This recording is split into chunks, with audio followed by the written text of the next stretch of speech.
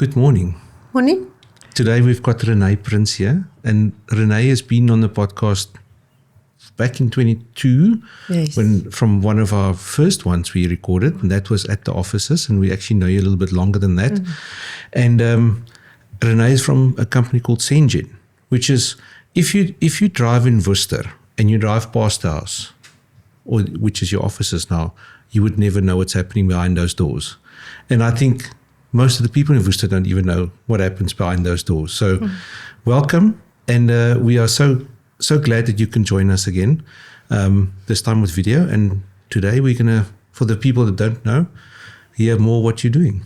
Thank you for the opportunity. It's nice to be here. Welcome. And what Dewald didn't mention is that Renee is the founder of Sengen. Yes. The starter, the founder, and has built up a remarkable company. And we'd love to hear more about it from you.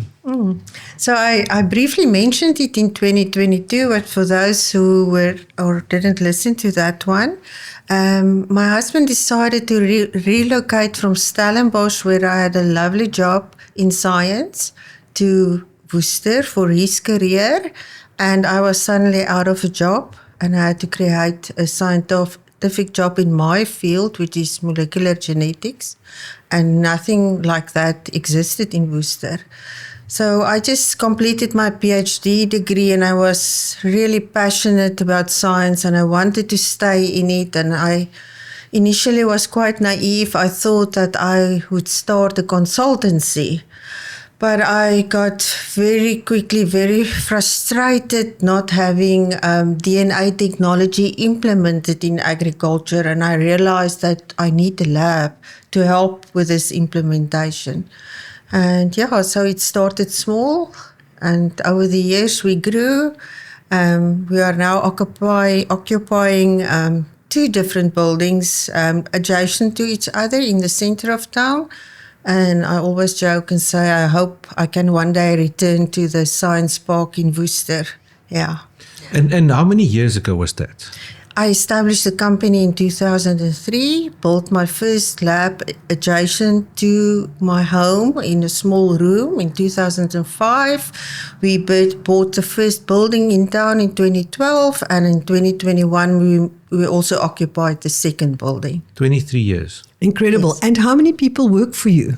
We are now 12 in total, which include a CPUT intern, but we also have an additional BSc Honours Bioinformatics student who is currently stationed at Sengen to do his honours project on us. So we are 13 heads at the moment. That's incredible. Yeah. And what do you do? Because for the average person, they have got no idea what you do and who do you do it for? Yeah. Molecular genetics, I was only introduced to DNA technology when I was doing my PhD between 94 and 98. And we had to characterize a specific gene segment very well. And the only way we could do it was to look at DNA. And when I was introduced to DNA technology at such a late stage in my scientific career, I actually realized that is my passion because it's such a powerful tool. And although the rest of the world already in the early 90s implemented these tools in agriculture and making it very applied, I'll explain now how we do it, we were really lagging behind. So some of the markers, DNA markers associated with important genes, were utilized by colleagues all over and it was done in my PhD project, was utilized by colleagues all over the world except in South Africa. And that frustrated me incredibly. So what you can do is, if you can look on a DNA level, whether there's an advantageous gene or not present in a specific plant, then you can select that specific plant and advise the breeders to work with that plant specifically in their breeding program. While you often have many plants there that is taking up space, it is very expensive to have plants in greenhouses and tunnels that don't carry the desirable genes, but often these genes can only be measured for their presence when they are adult plants. Okay. But now at the seedling stage, we can take a piece of leaf, extract the DNA, and tell the breeder that this is the good plants to retain and chuck out the rest. Yeah. And you can even test it at seed level, even before it's a plant. Yes. So we nowadays do a lot of seed testing as well. It is such a fascinating thing, and I think the way the world is evolving now with new cultivars, and be it like you guys do a lot of work in grains and also the fruit industry, is that it's almost like it's magic. Yeah. So Syngene is rooted in small grains because that was my background, wheat and barley.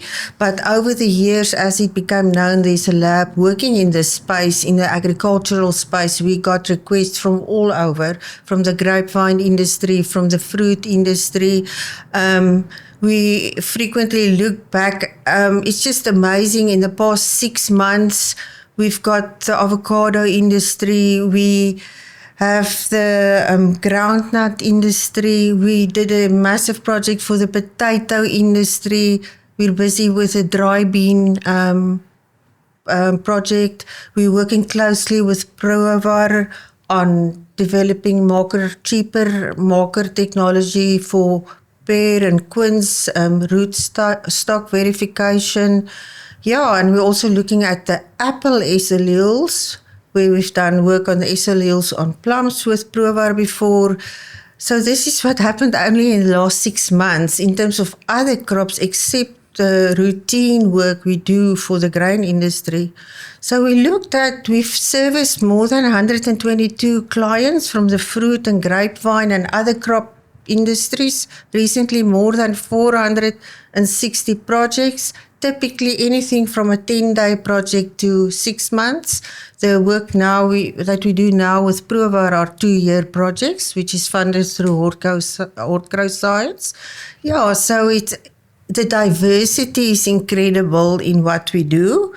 Running in the background are all the wheat and barley projects. But it's just amazing to be involved in all these different aspects. If you look at the food basket, I think there's now like 35 different crops we've worked on thus far in the past 23 years. That's remarkable. And you mentioned when we spoke earlier, you mentioned that you're also doing sequencing the full genome of various indigenous South African plants and even insects. Yeah, that the government Department Science of Trade and Innovation, as part of what I call it, the South African Research Infrastructure, what do they call it? Research, SARER, now I'm confused, Research Infrastructure Roadmap. Okay. SARER. DSTI has this SARER program, and in that is an initiative what I call the Plowmix. And the Plowmix is responsible to help labs like ours who are providing services to outside people to help us maintain labs on an international standard. Just like farming that needs an economy of scale, labs also do need that. So we tend to be in South Africa a bit more expensive than any overseas routine service lab can offer their service much cheaper, because obviously they have a lot more funding, their clients, to invest in DNA technology, so their turnover of sample are much higher than what we can achieve in South Africa. So we do need support to maintain our equipment, make sure it's of a high standard. And this Diplomix initiative is first and foremost aimed at that.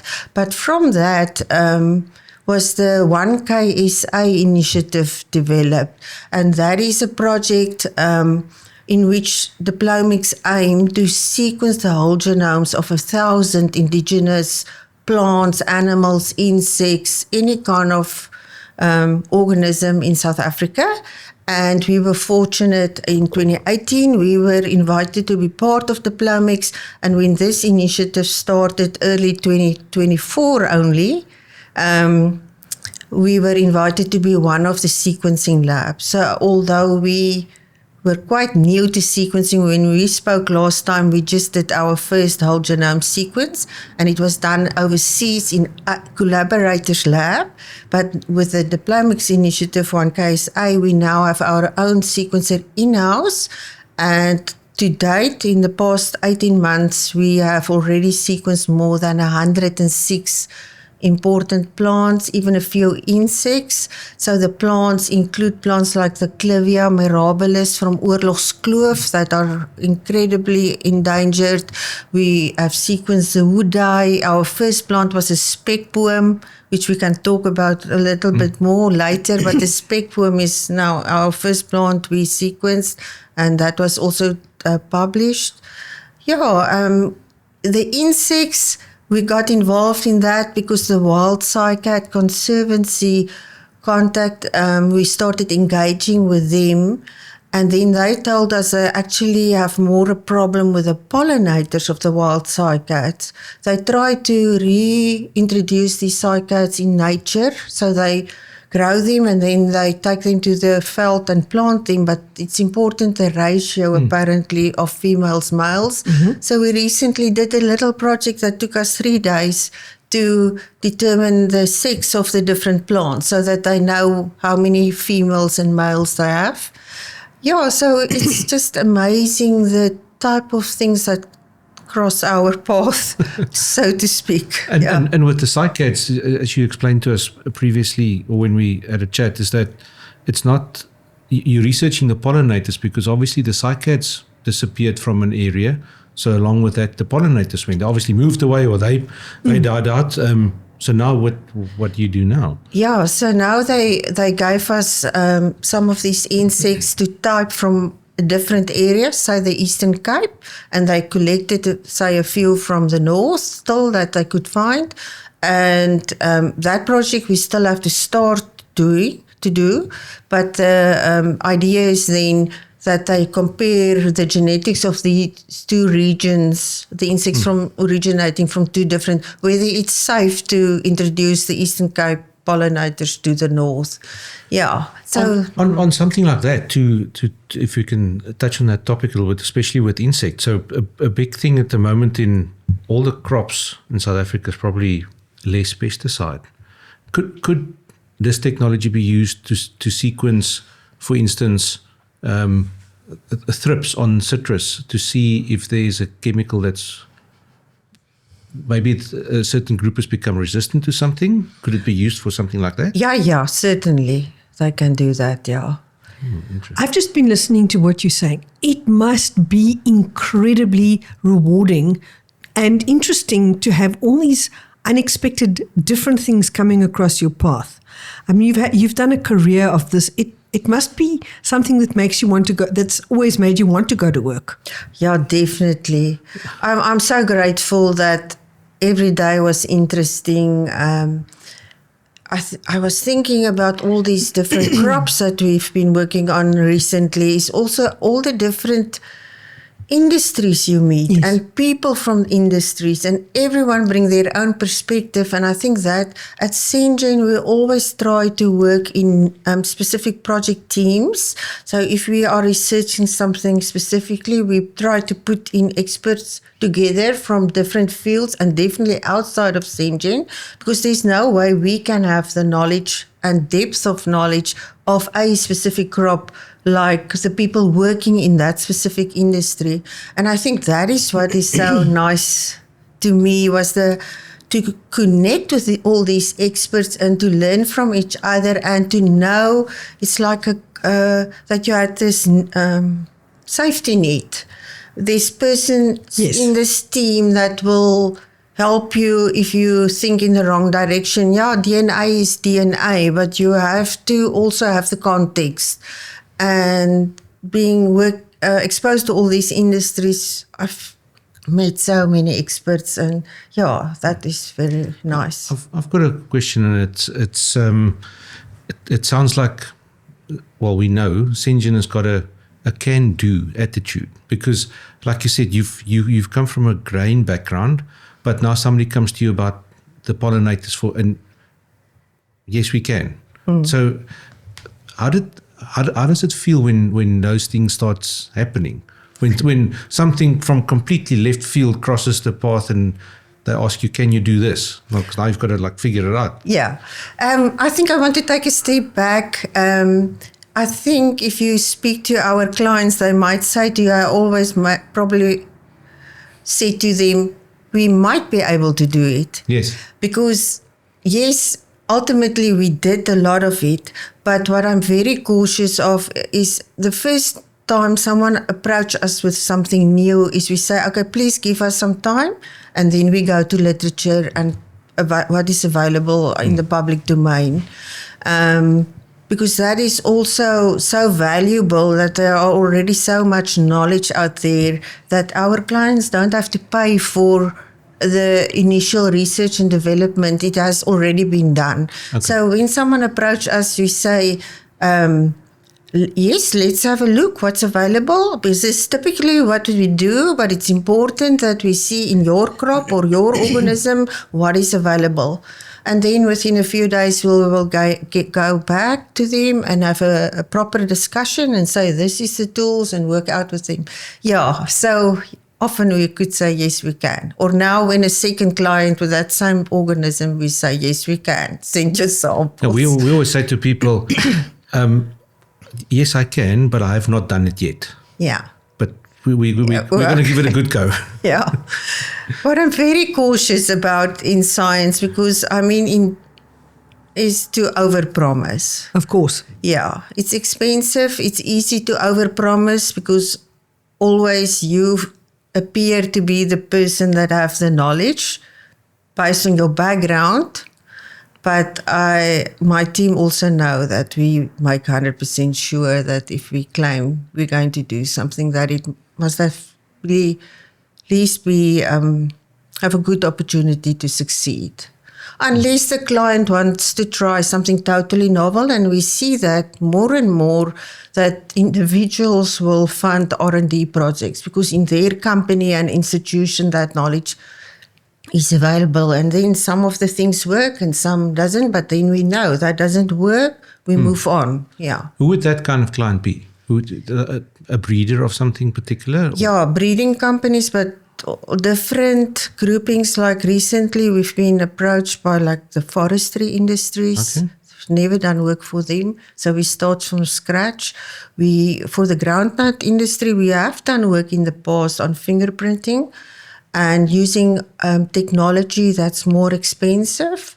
But there was the opportunity to get to a type of DNA marker that's more cost effective and more prone to use in high throughput genotyping, like we call it. So it's more affordable, but you need to invest some money first to develop that panel. And we had this groundnut group which just said, please go for it. And from April to July, we reported last week back to them. When we sent to them the email that we can now report on your findings, before we write the final report, we like to speak to them to understand what they want to be added in the request immediately came in for an implementation project that started the next day.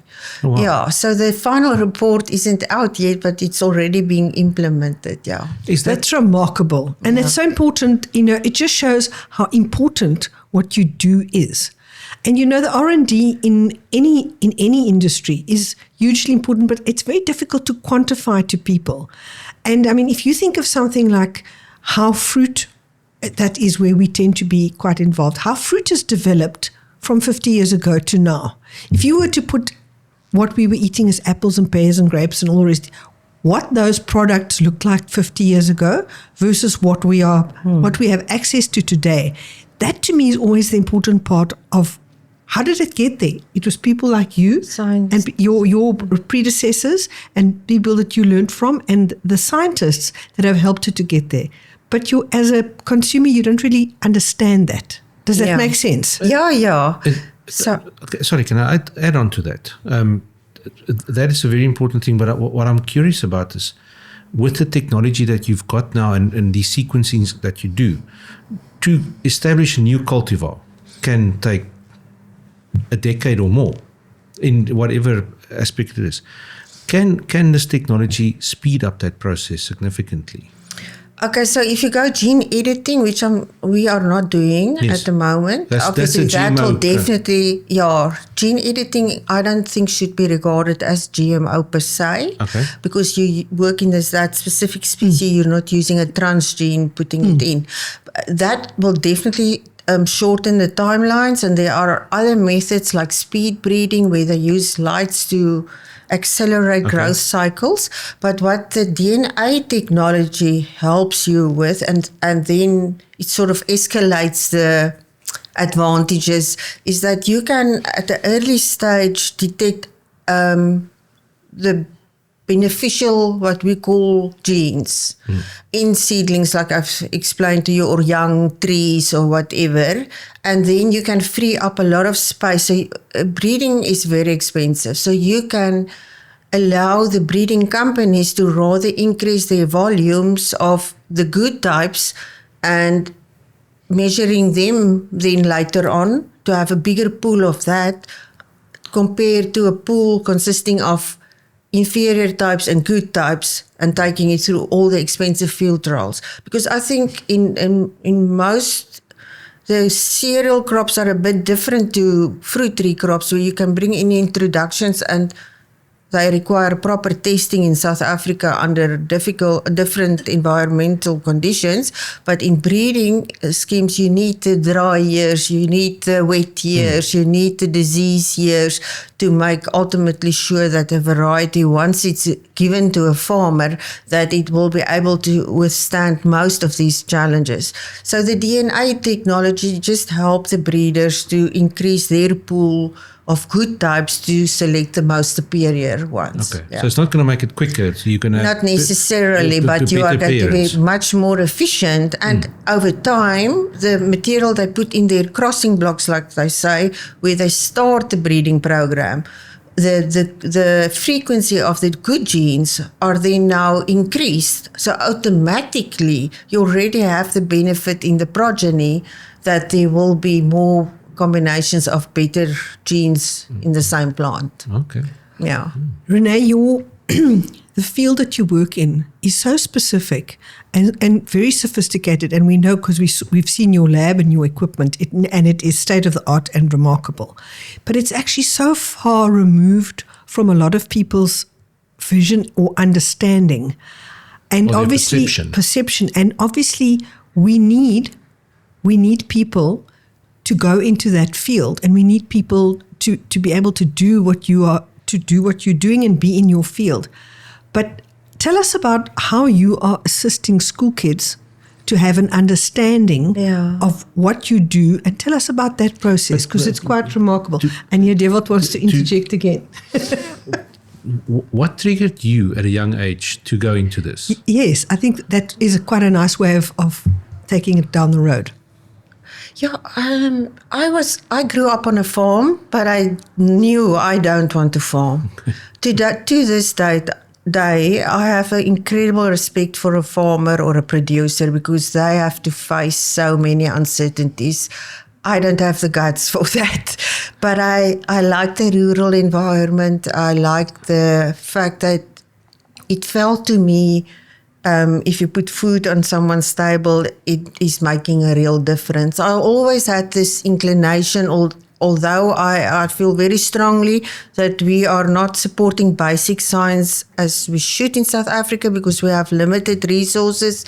I always had the inclination of, I wanted to see where my work went. I wanted to see it applied. And that's why the lab started, because I got frustrated. There's this marker for this useful gene. No one is using this gene or the marker. So we in Worcester, I think in the early years, no one knew about SenGen. But as it became known, there's a lab in town. We got a lot of requests from learners, high school learners, to come and visit the lab to job shadow. And it was very disheartening for me when they walked in and they said that, genetics is a very difficult subject, and even the teachers say that. And I wanted to change that because we are passionate. I mean, if you speak to any staff member at Sengen, they absolutely love what they do and get excited about it. And we just thought, why can't these learners experience that? So we went to the Cape Winelands Education Department with Lucy Olivier, who's the subject advisor for life sciences in our region, and asked her to help us with the curriculum. And we designed a workshop series around the genetics content of life sciences and later on also agricultural sciences. And then Diplomics stepped in again. They really liked our idea and they said, okay, they will fund a series of these workshops which are focused on resource poor schools, but we also help some of the top schools. And that officially started in 2021 with 8 learners at the time. We couldn't cope with more because we wanted them not to do a fake sunlight liquid extraction. We wanted them to experience a proper DNA extraction in the lab. So I take it somebody do fake sunlight liquid extraction. I'm not saying fake, but the reality is if you work with school kids, you also have to have safety concerns. Yeah. And I understand why people do that, but we felt that the target audience for our workshops were high school learners that are already inclining towards sciences. And so we want to take them the next step, show them what a real extraction, DNA extraction. And then while that process is going on in between, we take them through the whole curriculum using all they have specific wording they use in their content, and then juice it up with examples that we know, and that opens up a whole new world to the learners. So to date,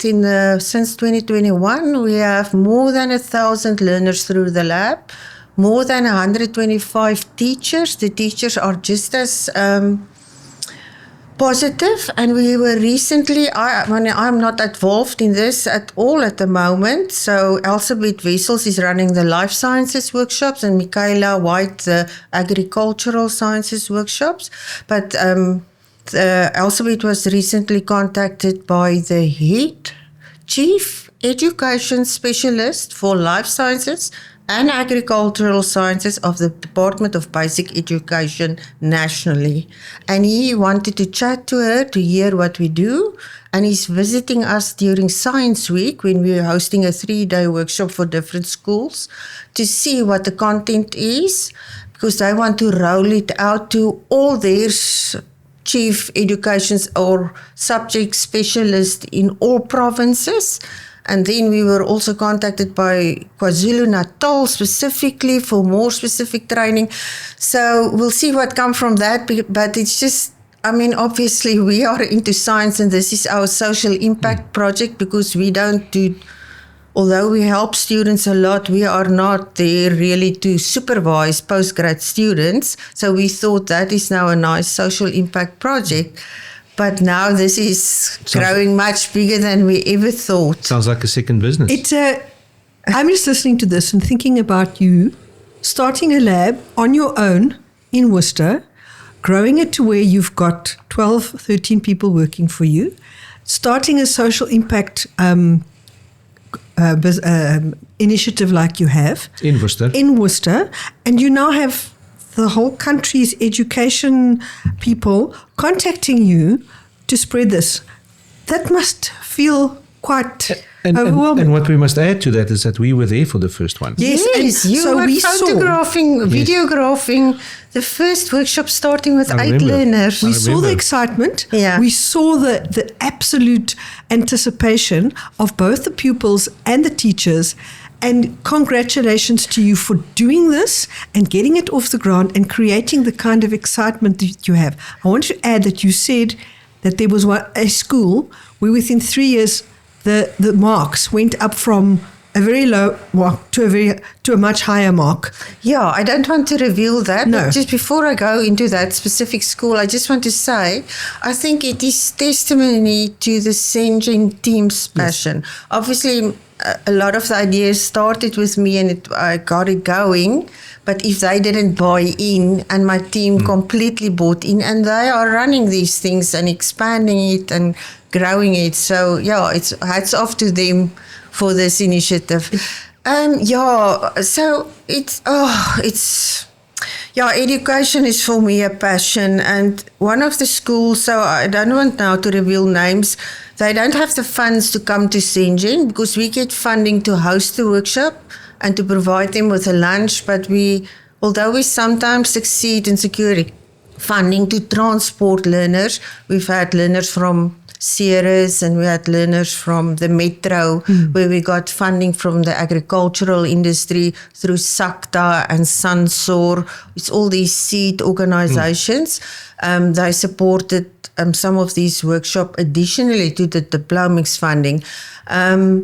But some of these schools we had that where we go to, and the pass rate was really very bad. And although the genetics component is just 16% of the paper, and they also have a passionate teacher, I must say that, working with her, we now saw that the school pass rate is around about 60% in the last 2 years. Yeah, so... And it's so nice. I can encourage anyone to go to our website. There's a tab called Diplomics Partner, and we have a few video clips there of our school initiatives where they spoke to these learners. And it's just amazing to realize exactly what you said earlier on, how they realize that the food on their table, how much science go into that food on the table, and that is actually an opportunity to be a career. Yeah. It's my daughter's going to high school now, so she's not. I wouldn't say Emily is particularly highly interested in science, but because we visited some of the high schools now, when you go into the science labs now, obviously they try to make it as appealing to the kids. So they do little experiments there, or there's a heart that's cut open, and it's like I could see the fascination that she's got to those things. If she's going to take science further, I don't know, but she's really, when they see that practical, physical thing happening, I think that's when the switch goes on. Yeah, because otherwise it's very abstract. Yeah, it is. Yeah. And it's just a bunch of words on the tag, and they must learn it and they must remember it. But what better way to remember something than to do it? Yeah. But hats off to you and your team for taking the abstract and making it real for kids in high school and exposing them to the science behind agriculture at a young age and potentially inspiring them to go down that road. Really. And that is in our own town in Worcester. Yeah. Really, that's incredible. So well done. If there's time, we can maybe speak about the Veldkos Field Food Project a bit later. Yeah. No, we can, of course. Yeah. You mentioned it. Tell us about it. Okay, so unfortunately, I couldn't secure funding to do a follow-up, but in 24, Diplomics helped us to what we call a high-impact training visibility project for high school learners.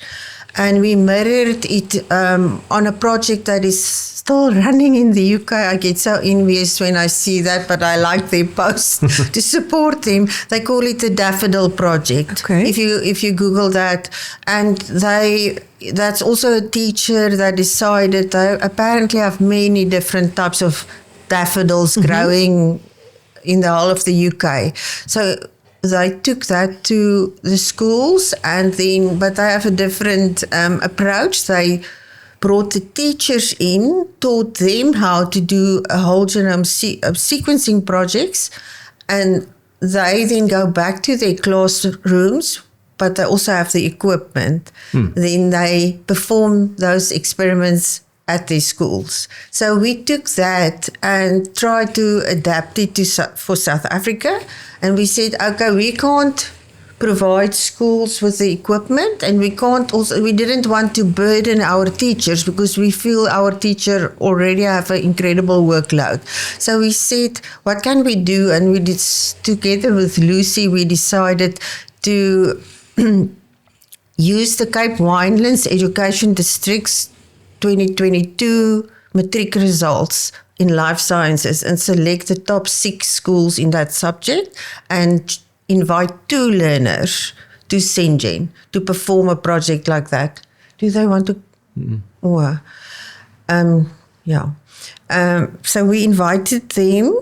There was a whole process at the school because obviously all the learners interested in science wanted to do it. So each school had their own system of selecting 2 learners, not necessarily the top learner, really someone interested in science like plants, not like medicine or whatever.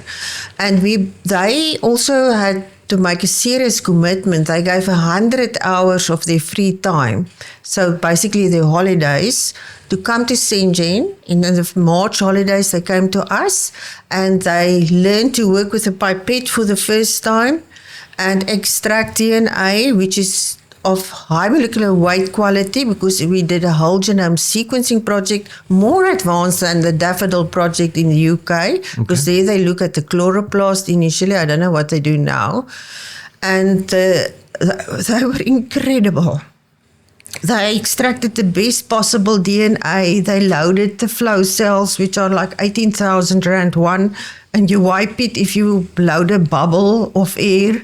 They just listened to us so well, and they were very successful in generating the whole genome data for the Groot Noem Noem. And you all know we have these in the gardens with the red berries. What's a Noem Noem? The Groot Noem Noem? Is it a tube? Is it a bulb? No. It's a berry. A berry. Yeah, Okay. it's Caprisa macrocarpa, if I remember the species name correctly. Isn't it also called a kei apple? Yeah, kei apple is But it's something an else. indigenous Yeah, berry. it's an indigenous berry. A lot of people use it. Also, it has thorns. Yes, they use it as a hedge. They would plant it so that it's not an easy thing to penetrate. Okay. It will penetrate you. Yeah. And then I have lovely colleagues in the UK, and they declared themselves willing to come out in the June holiday to teach them bioinformatics, because although we can do now our own bioinformatics initially through an initiative where they came out in 2016 to teach us and some of the other small grain cereal scientists in South Africa, we knew how good trainers they are. So they declared themselves willing, and they came out that June holiday, and these learners came again to Worcester for a week, and then they were taught bioinformatics for the first time in their life, do coding, looking at these massive data sets.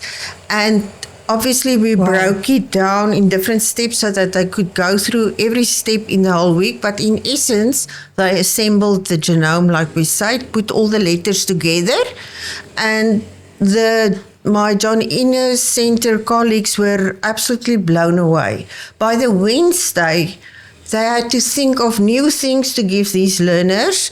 Python coding course, R scripting, because they just caught up so quickly and I couldn't keep them busy. So it was amazing.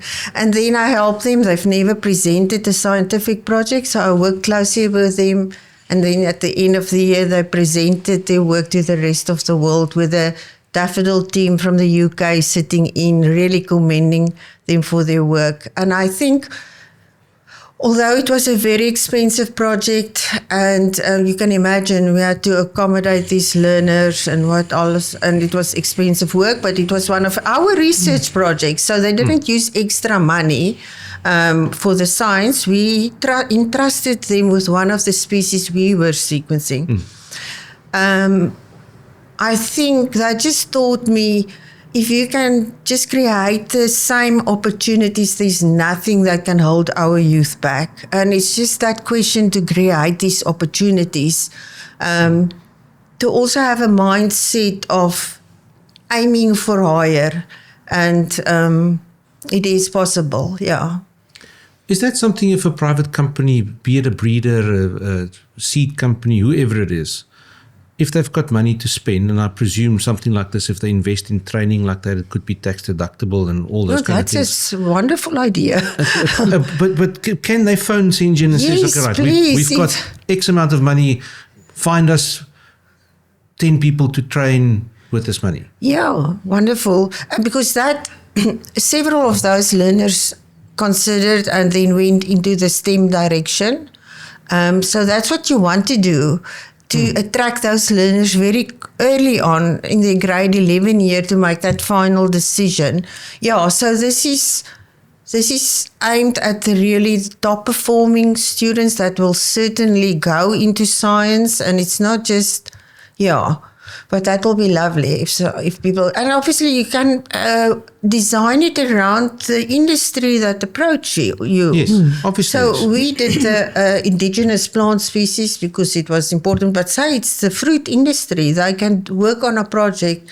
I mean, we are doing very interesting work with Provar again on the S alleles of plums, where they found that some producers had poor yield in their plum orchards, although they interplanted 2 different varieties in the rows. For pollination. For Yes, cross-pollination. yeah.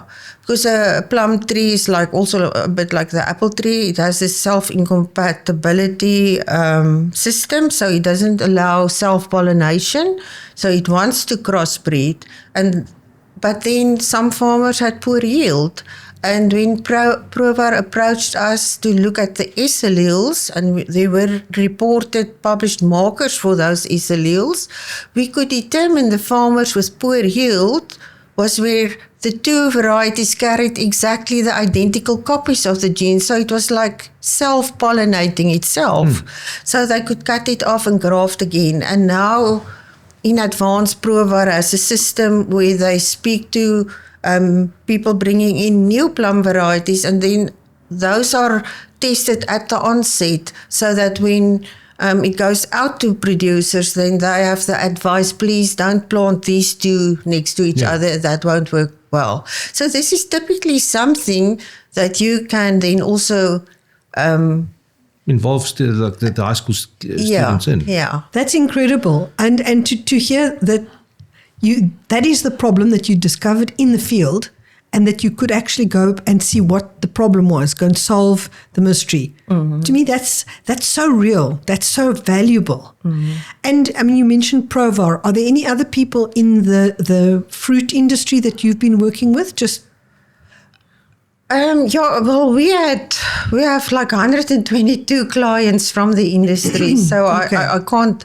But with Provar, we access the Hortgrove Science funding to do specific R&D projects. In the past, we've done lovely work. Phyllis Burger, the table grape breeder, who is also retiring now. We've done fantastic work with her, and the ARC with THRIP funding. So. With something like that, go back 30 years before DNA and all of this technology that's available, how long would they have taken to figure out that those 2 plums standing next to each other are not compatible actually, even though on paper it says it is?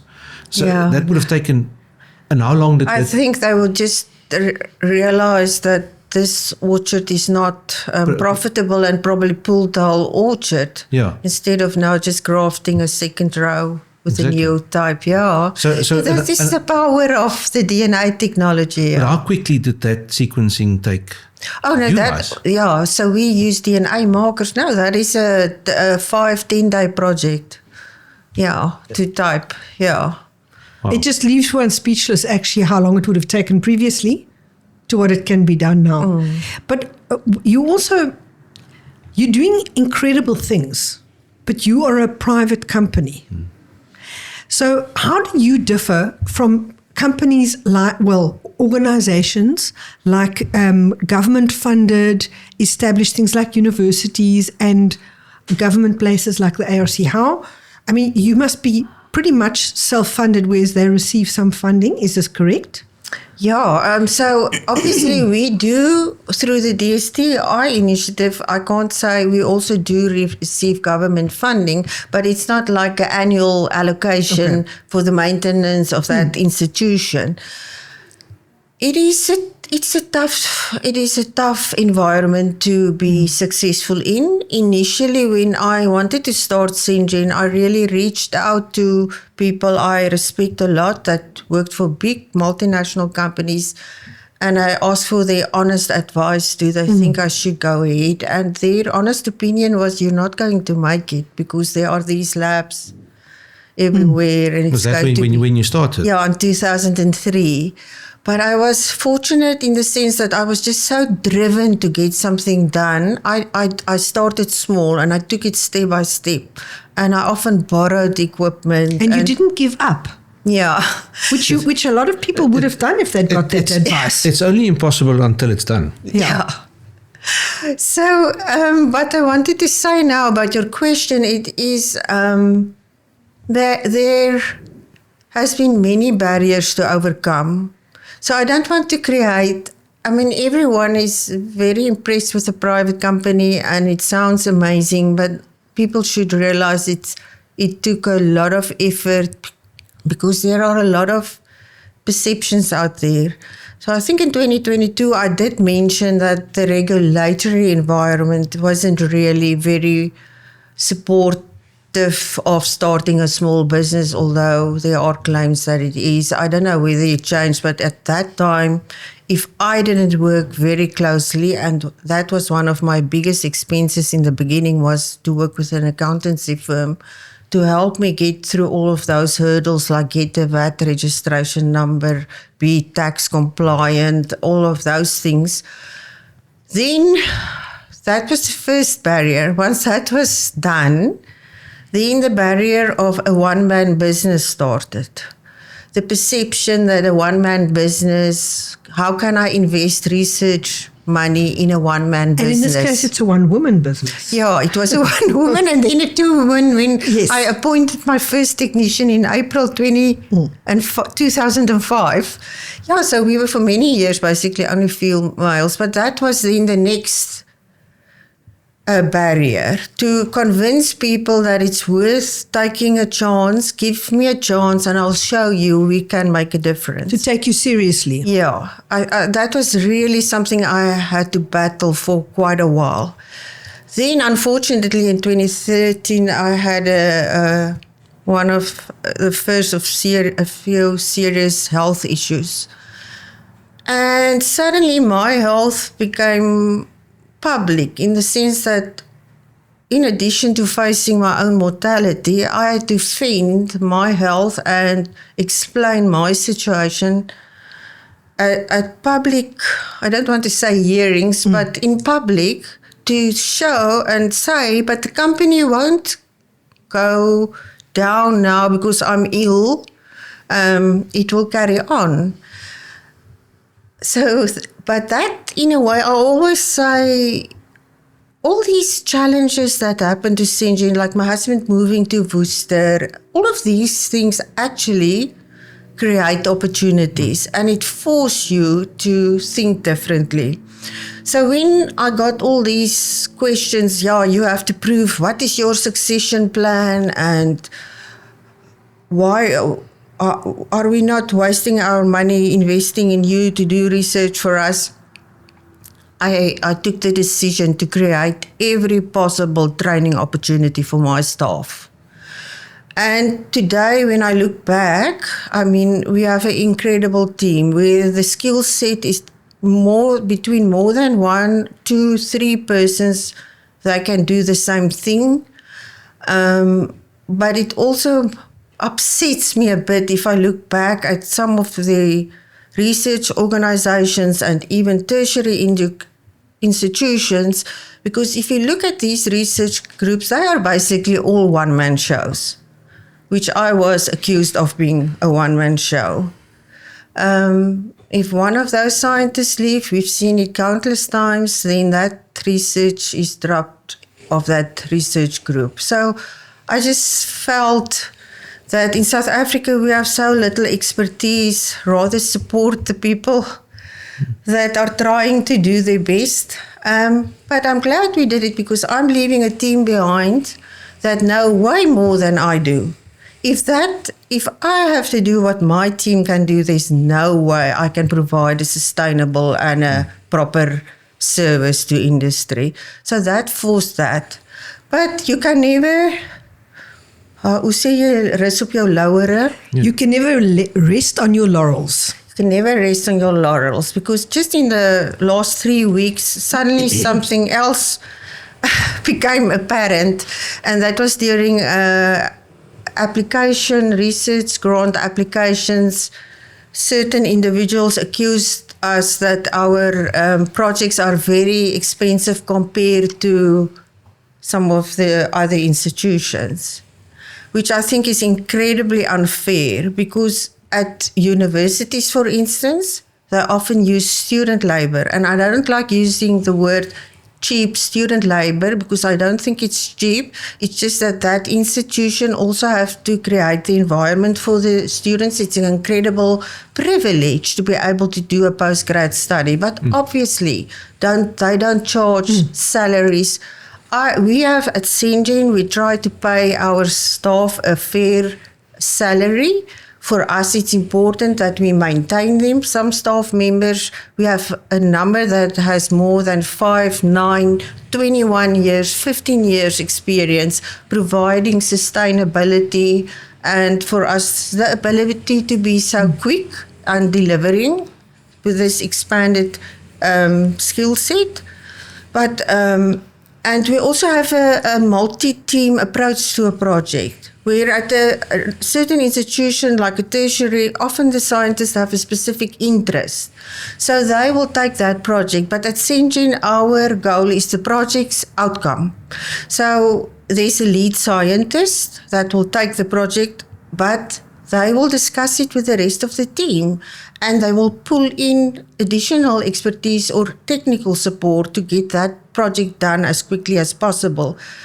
Yeah, so I think it will be nice. Actually, I heard the CRI is going to report at their conference about investigation on return on research investment. And I think that is very important, because if Sengen performs a project in 8 months compared to a student who does it in 2 years, but all the goals are achieved in the 8 months, what is the cost actually of that project then? So I think there's a space for everyone. We need training. We need tertiary institutions to afford students the time to investigate, to make mistakes, to discover, to solve their own problems.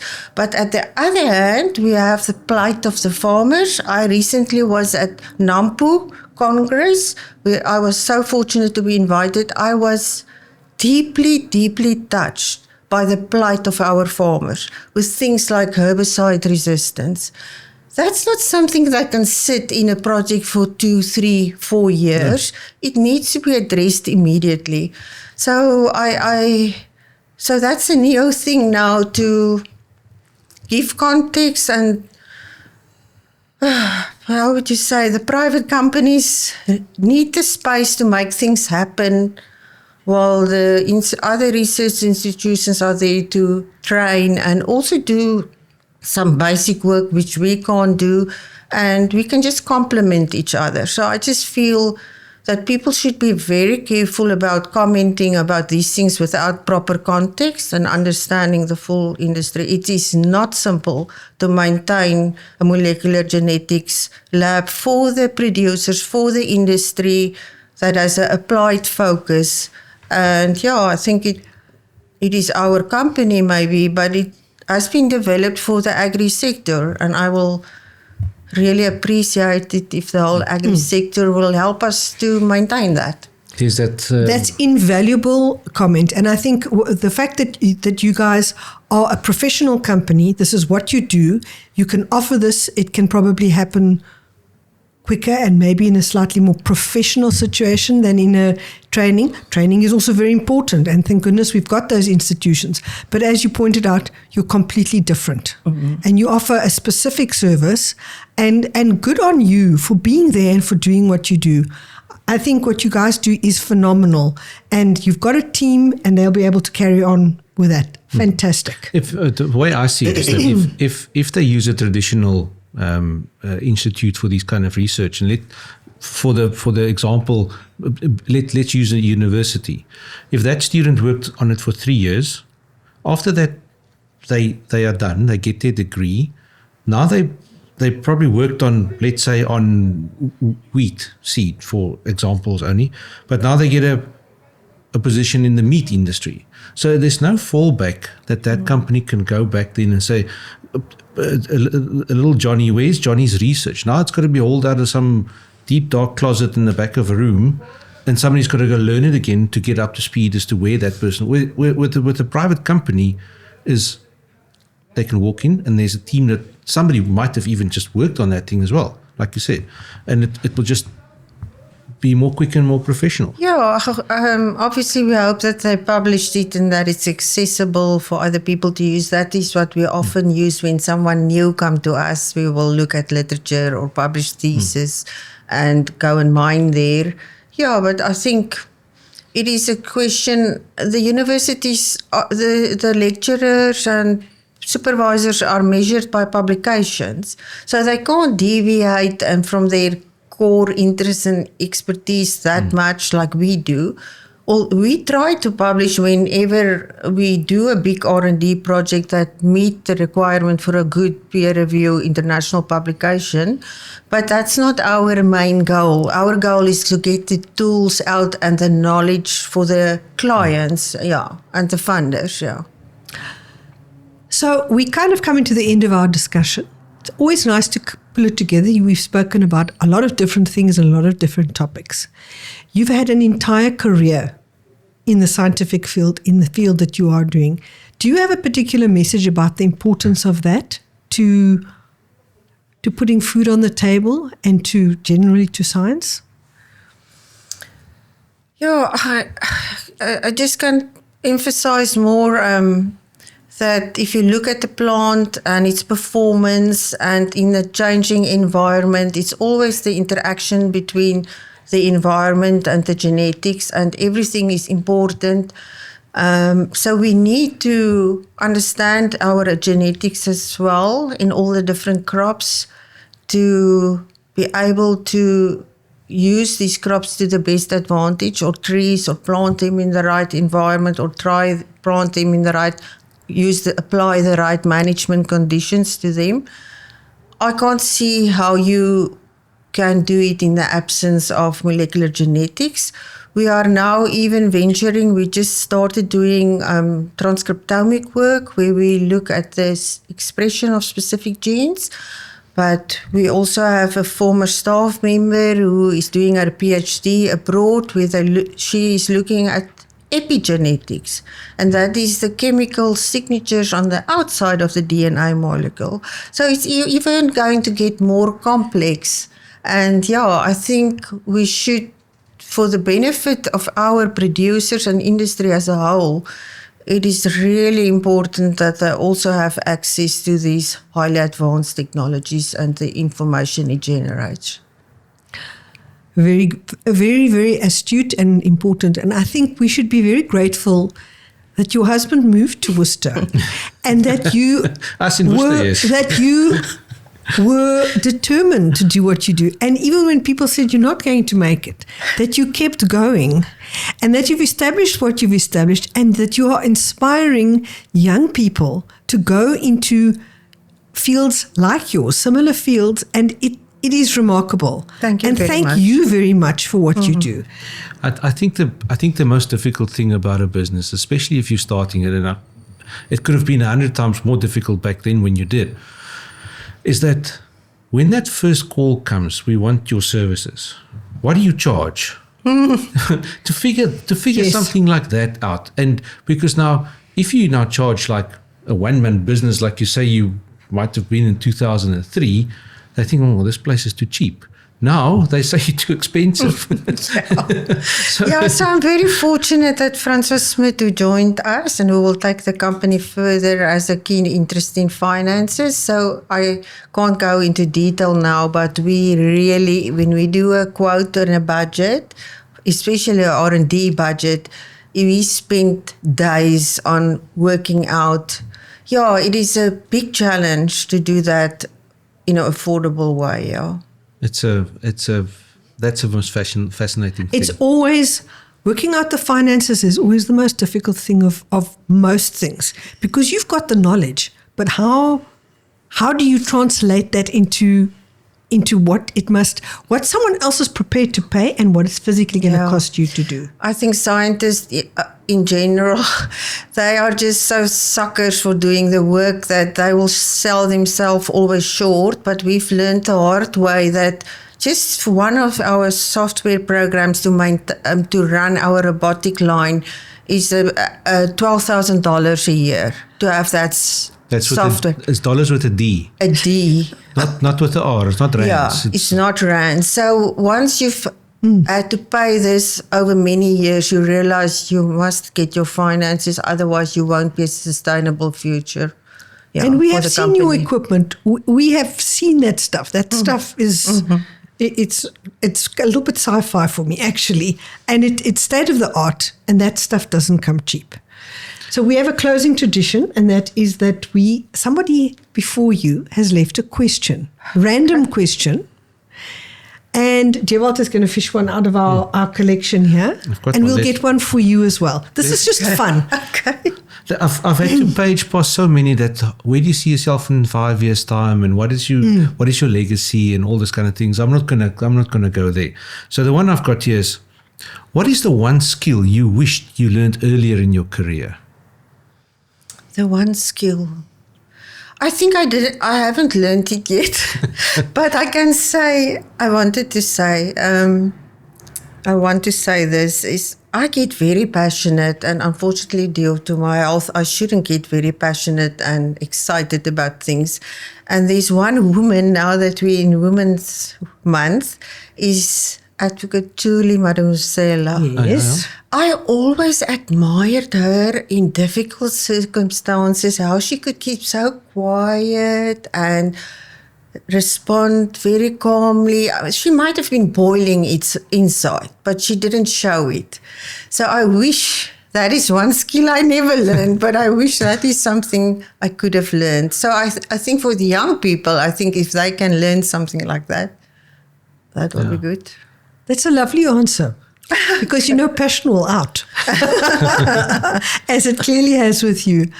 Thank you so much for joining us. You are an inspiration, and your inspiration will continue for years to come because of the inspiration you give to learners in your outreach program. Yeah. Thank you, and well done. And all the best for the new chapter in life. Yeah. And I'm sure it's going to be just as eventful as this past one. I'll stay up to date watching your podcast. Thank you. Thank you so much. All right, thank you. Thank you for coming all the way and coming to chat to us again. Thank you.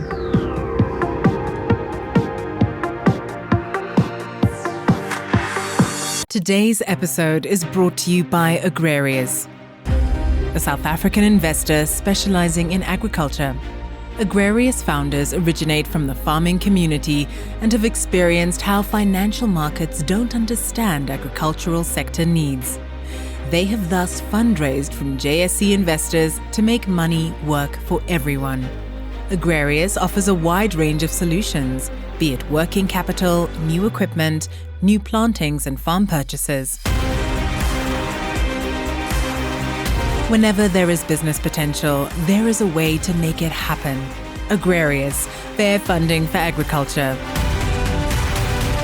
For more information about funding options, visit agrarius.co.za, a product of 274 Investment Managers.